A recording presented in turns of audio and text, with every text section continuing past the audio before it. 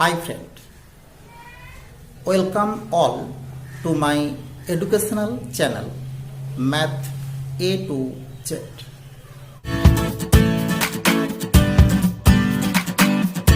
Class 10-এর প্রিয় ছাত্রছাত্রীরা, তোমাদের কথা ভেবে আমি আমার এই YouTube channel math A to Z তে চেষ্টা করছি তোমাদের মধ্যশিক্ষা পর্ষদের সিলেবাস অনুযায়ী ক্লাস 10-এর প্রথম থেকে শেষ চ্যাপ্টার পর্যন্ত প্রত্যেকটি বিষয়ের প্রত্যেকটি চ্যাপ্টার ভিত্তিক আলোচনা করে পরপর ক্লাস ভিত্তিক তোমাদেরকে দেওয়ার। যদি তোমাদের ক্লাসগুলি দেখে ভালো লাগে, তোমরা অবশ্যই কমেন্ট সেকশনে গিয়ে তোমাদের মতামত জানাবে বা কোনো সমস্যা থাকলে তার মতামত জানাবে, এবং তোমরা ক্লাসগুলি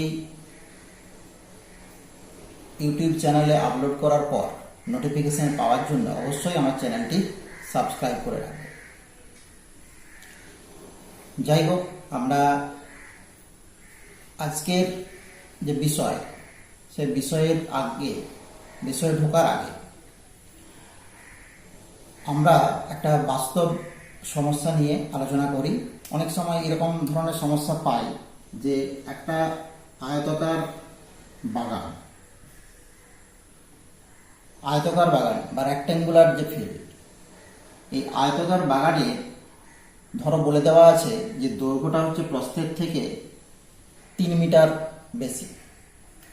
তার দৈর্ঘ্য যদি প্রস্থের থেকে 3 মিটার বেশি হয়, তাহলে আমরা দেখো স্বাভাবিকভাবে কি ধরি, যে প্রস্থ ধরে নিই x মিটার, আর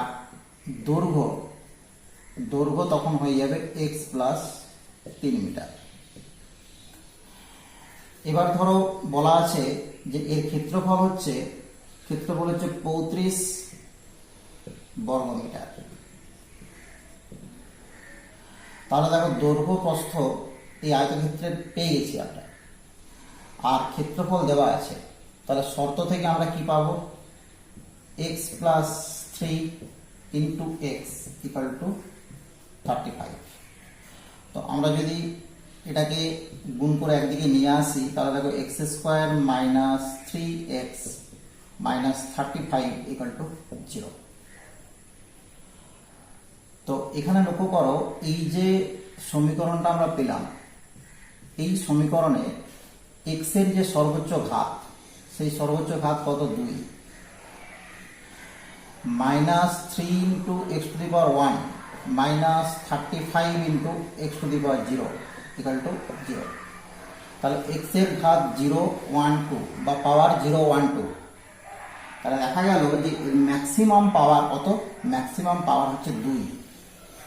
তো এই জন্যে আমরা এই ধরনের যে সমীকরণ, এই সমীকরণকে আমরা কি বলবো, এই সমীকরণকে আমরা বলবো দ্বিঘাত সমীকরণ।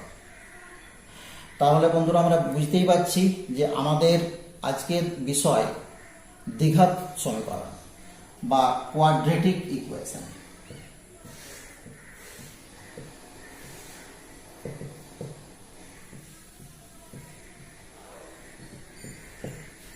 Quadratic equation.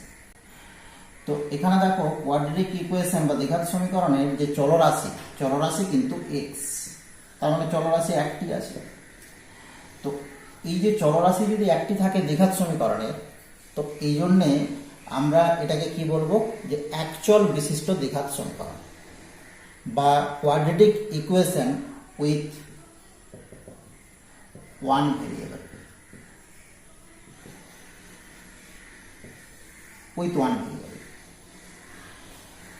এখানে লক্ষ্য করো, এই যে দ্বিঘাত সমীকরণ আমরা পেয়েছি, এখানে এক্স স্কোয়ার তার সাথে কত গুণ আছে, কিছু নেই, মানে 1 আছে।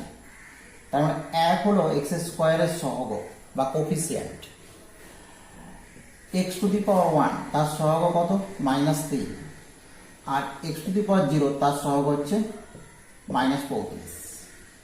তো এই যে 1, এই যে -3, এই যে -35, এগুলো কিন্তু প্রত্যেকটা দেখো বাস্তব সংখ্যা। তো তার মানে আমরা এটাকে দেখো বলতে পারি যে এটা একটা কোয়াড্রেটিক ইকুয়েশন তো বটেই, উইথ কি হবে না বাস্তব সহগ বিশিষ্ট। তার মানে এটাকে আমরা বলতে পারি quadratic equation with one variable of real coefficient.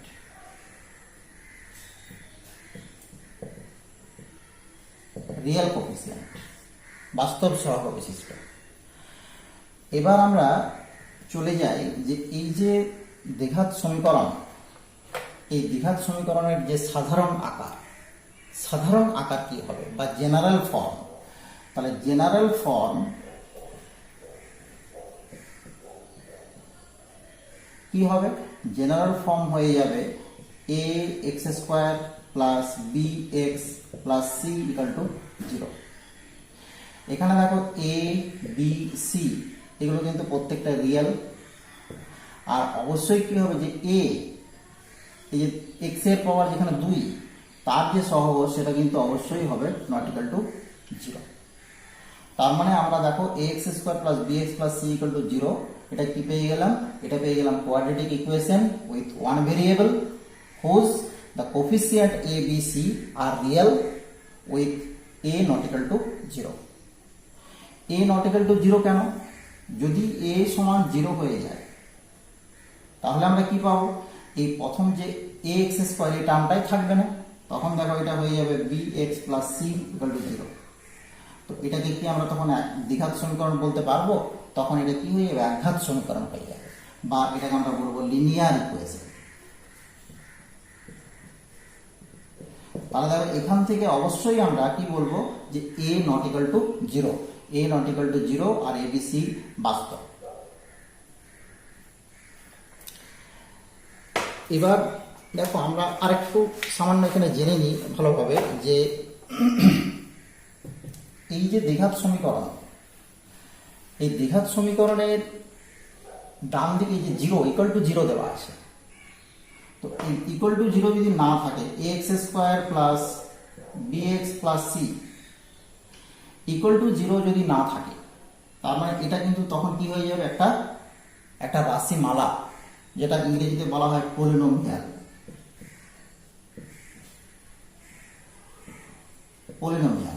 এবং এটাকে দেখো আমরা কি বলতে পারি? এটা কিন্তু দ্বিঘাত রাশিমালা বা কোয়াড্রেটিক পলিনোমিয়াল।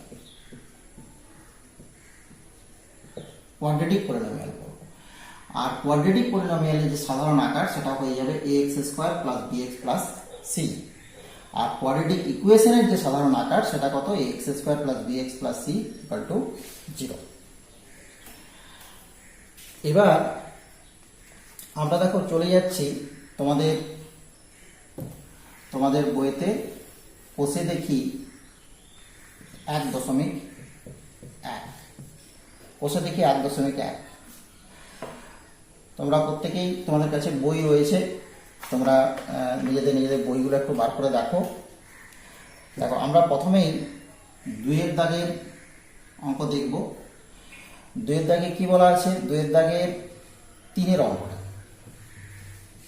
আমি পড়ছি। দেখো এখানে বলছে নিচের সমীকরণগুলিকে ax square plus bx plus c equal to 0, যেখানে a b c এগুলো হচ্ছে বাস্তব, a নট ইকুয়াল টু 0 আকারে লেখা যায় কিনা লিখি।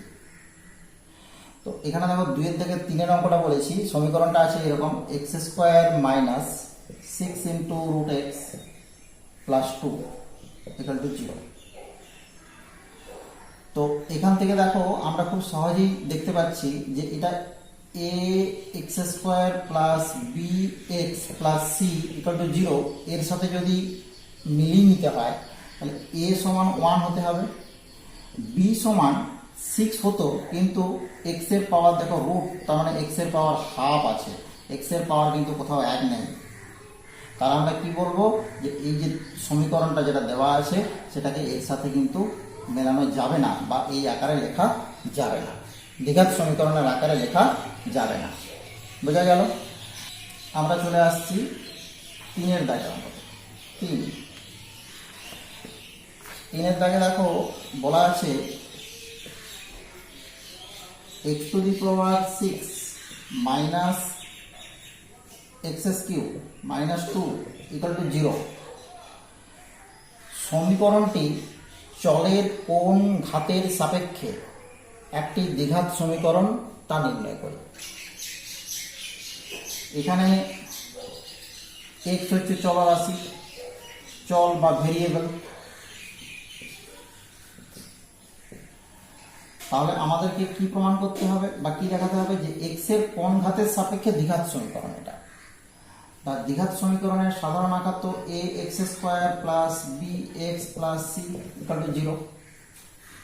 যদি আমরা এই চলরাশিটা যেহেতু এক্স আছে, এই চলরাশিটাকে যদি আমরা একটু পাল্টিয়ে লিখি, ধরো a y square b y plus c, শুধুমাত্র চলরাশিটাকে পাল্টানো হয়েছে।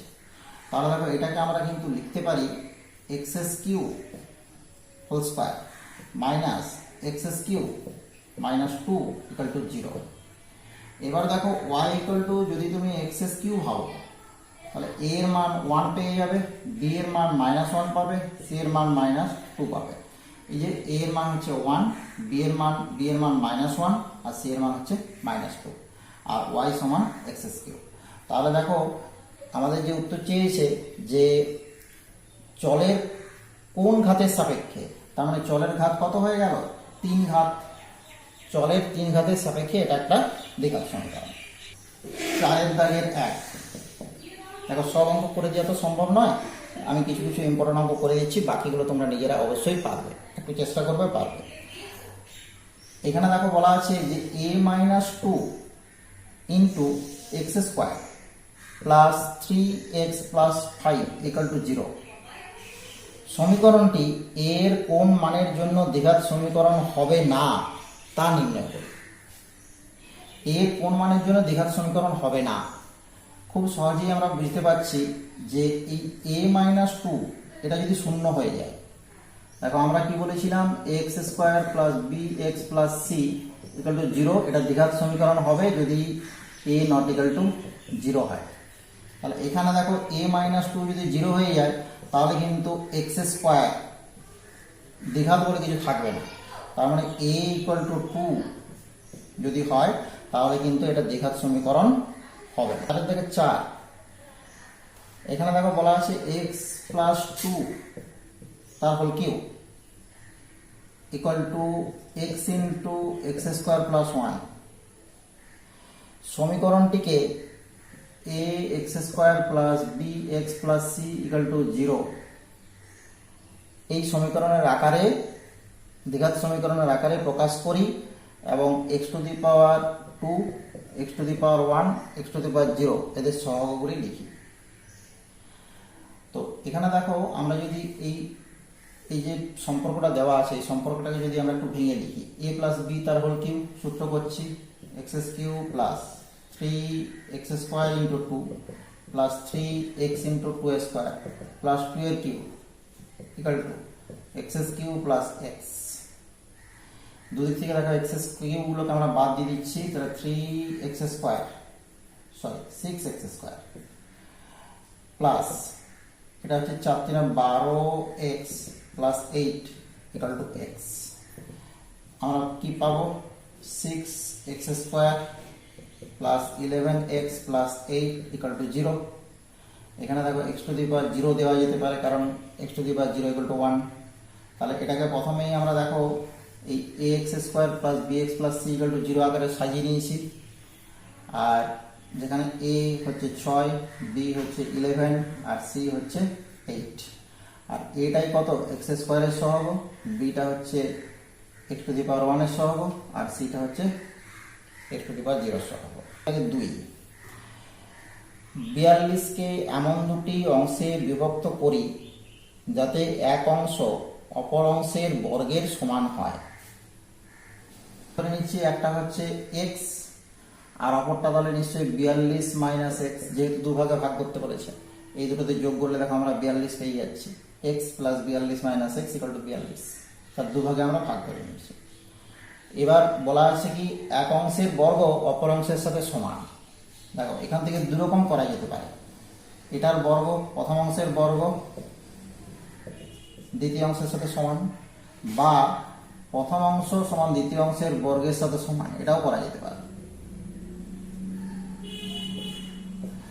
তো এখান থেকে দেখো, এখান থেকে তোমাদেরকে একটু মাথা খাটাতে হবে যে এটাকে যদি আমরা নিই এটা থেকে উত্তর বেরোবে, কিন্তু এটা নিতে গেলে কি হবে, ক্যালকুলেশনে আমরা ঝামেলায় পড়বো। যে 42 মাইনাস এক্স তার হোল স্কোয়ার করতে হবে। তাহলে আমরা কি করবো, এটা নেবো শর্তানুসারে পেয়ে গেলাম কত, x square equal two 42 minus x. তো যদি এটা পাই তাহলে x square plus x minus 42 equal to 0। তো এখানে দেখো আমাদের তাহলে কি হয়ে গেল, এটা এক চল বিশিষ্ট মানে এক্স বিশিষ্ট একটা দ্বিঘাত সমীকরণ পেয়ে গেলাম, x square plus b x plus c equal to, দুটি ক্রমিক ধনাত্মক অযুগ্ম সংখ্যার গুণফল, দুটি ক্রমিক ধনাত্মক অযুগ্ম, ক্রমিক মানে হচ্ছে কনজিকিউটিভ, ধনাত্মক পজিটিভ, অড, অযুগ্ম হচ্ছে অড। তো যখনই অড বলবে তখন তুমি একটা সংখ্যাকে কি ধরবে, 2x প্লাস 1 ধরবে, অড। দুটো ক্রমিক অযুগ্ম। তাহলে দেখো আরেকটা হচ্ছে কি হবে, 2x প্লাস 3 হতে পারে বা 2x মাইনাস 1 হতে পারে। কারণ আমরা জানি যে অযুগ্ম সংখ্যা কি হয়, অযুগ্ম সংখ্যা দুই ঘর ছাড়া ছাড়া থাকে। এটা যদি 1 হয় এটা 3 হবে, বা এটা যদি 5 হয় এটা 3 হবে, মানে দু ঘর ছাড়া ছাড়া হবে। তাহলে যদি আমরা কি করি না, এই দুটোকে নিই তাহলে কিন্তু আমাদের সুবিধা হবে। দেখো দুটো ক্রমিক অযুগ্ম সংখ্যা যারা কনজিকিউটিভ পরপর, আমরা ধরে নিলাম 2x মাইনাস 1 এবং 2x প্লাস 1। এবার এদের গুণফল কত বলা আছে, গুণফল হচ্ছে 143। তাহলে গুণফল যদি 143 হয় তাহলে আমরা শর্তানুসারে কি করব, 2x minus 1 into 2x plus 1 equal to 143। এখান থেকে আমরা পেয়ে যাচ্ছি 4x square minus 1 equal to 143। এখান থেকে দেখো 4x square minus 144 equal to 0। দেখো এটাও কিন্তু একটা দ্বিঘাত সমীকরণই তৈরি হয়েছে। তার কারণ হচ্ছে ax square plus bx plus c equal to 0। এখানে যদি b ইকুয়াল টু 0 হয় তাহলে কিন্তু কোনো অসুবিধা নেই, দ্বিঘাত সমীকরণ হতে পারে, কেবলমাত্র a কে 0 হওয়া চলবে না। তাহলে b ইকুয়াল টু 0 মানে দেখো ax square plus c equal to 0। আমরা কি পেলাম, এই সমীকরণটা এরকম আকার পেয়ে গেলাম, a হচ্ছে 4 আর c হচ্ছে মাইনাস 144 আর b এখানে 6-1। একটি আয়তাকার ক্ষেত্রের কর্ণের দৈর্ঘ্য 15 মিটার এবং দৈর্ঘ্য প্রস্থ অপেক্ষা 3 মিটার বেশি। ক্ষেত্রে হচ্ছে এ বি সি ডি, এর কর্ণ দৈর্ঘ্যটা দেওয়া আছে, এসি কর্ণটা হচ্ছে 15 মিটার।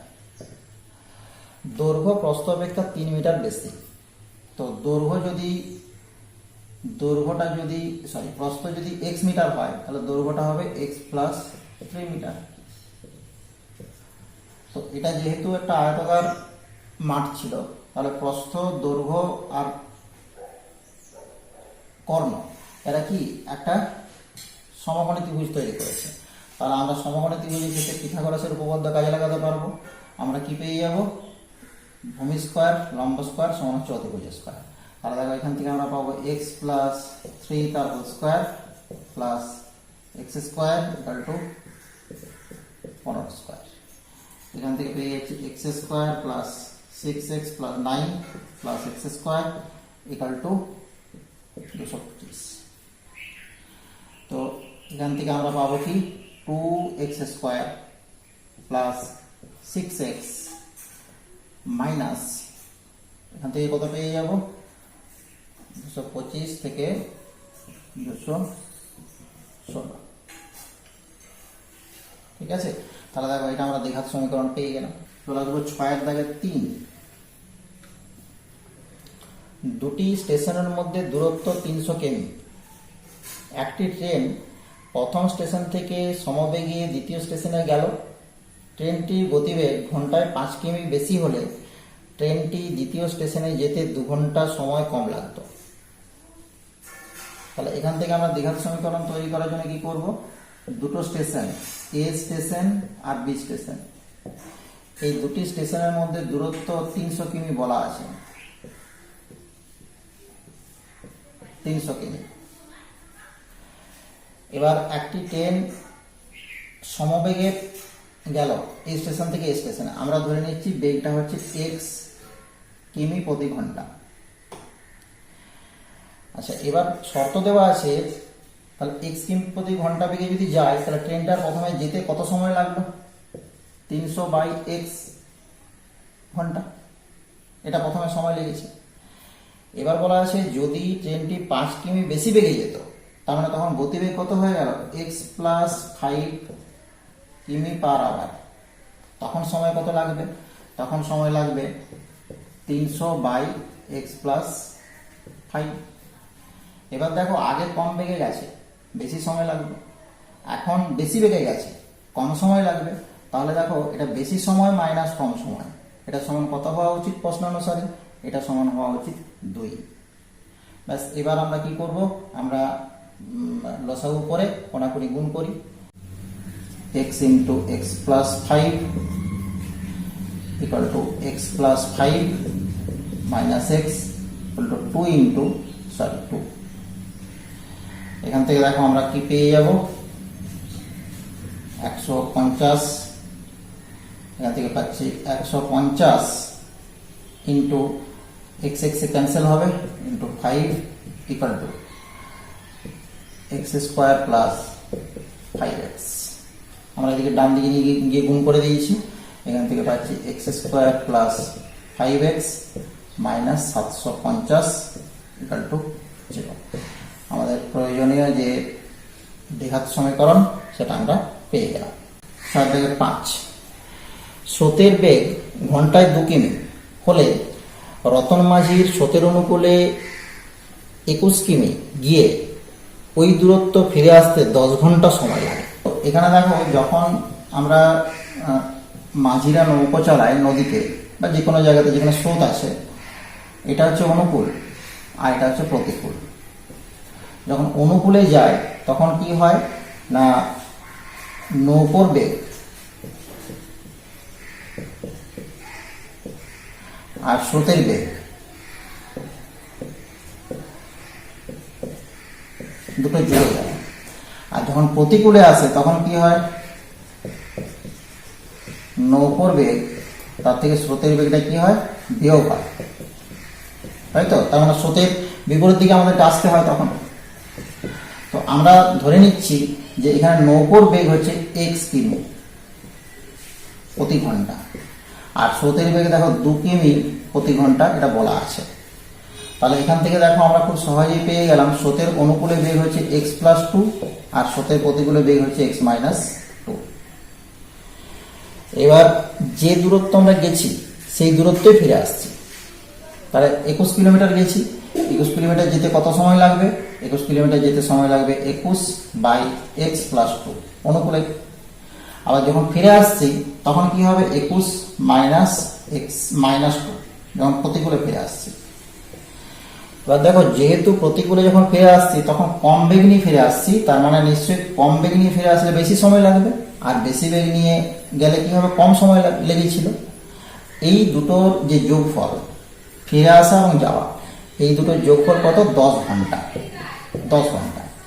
এবার আমরা আগের মতো লসাগু করবো, 21টাকে কমন নেব, x - 2 ইন্টু x + 2, আর এখানে আমরা পেয়ে যাচ্ছি x + 2 + x - 2 সমান 10।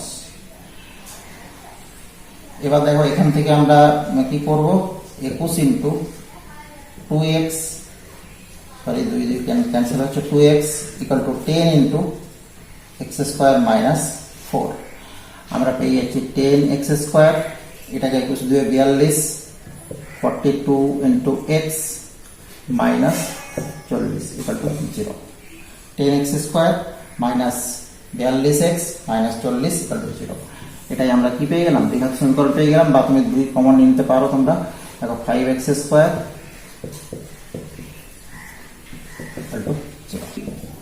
= 2 অঙ্ক বিশিষ্ট একটি সংখ্যা একক স্থানীয় অঙ্ক দশক স্থানীয় অঙ্ক অপেক্ষা 6 বেশি এবং অঙ্কদের গুণফল সংখ্যাটির চেয়ে 12 কম। দেখো, আমরা যদি একটা সংখ্যাকে যখন লিখি, ধরো যে কোনো একটা সংখ্যা, ধরো 62, তো 62 মানে তো আমরা লিখি 6 × 10 + 2।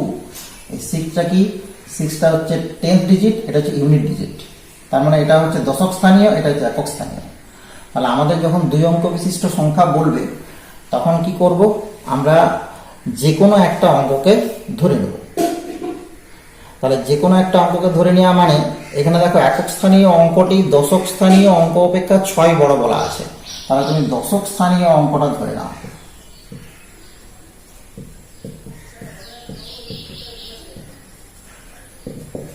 অঙ্ক সমান 6, দশক স্থানীয় অঙ্ক হচ্ছে x। তাহলে দশক স্থানীয় যদি x হয়, একক স্থানীয় কত হবে? x + 6, দশক স্থানীয় থেকে 6 বেশি। এবার দেখো, এই একক স্থানীয় দশক স্থানীয় অঙ্কগুলো পেয়ে গেছি। তাহলে সংখ্যাটা যদি বার করতে হয়, আমাদের সংখ্যাটা কি হবে?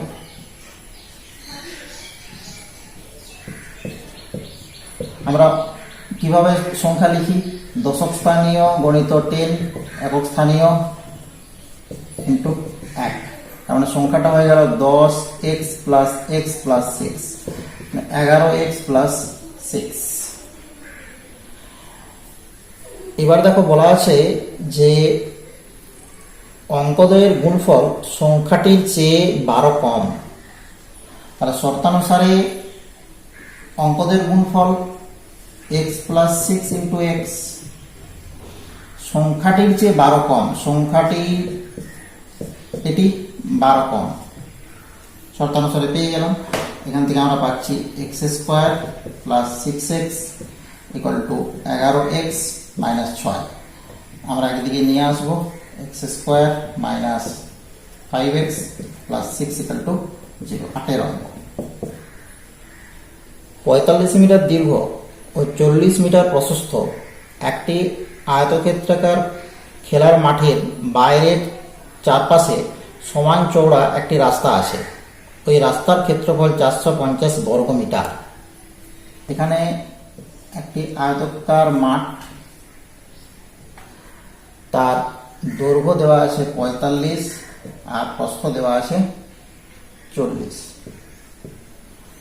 তার বাইরের চারপাশে সমান চওড়া একটা রাস্তা আছে। এরকম ভাবে সমান চওড়া একটা রাস্তা, এবং এই যে রাস্তাটা, রাস্তার ক্ষেত্রফল কত বলা আছে? 450 বর্গমিটার।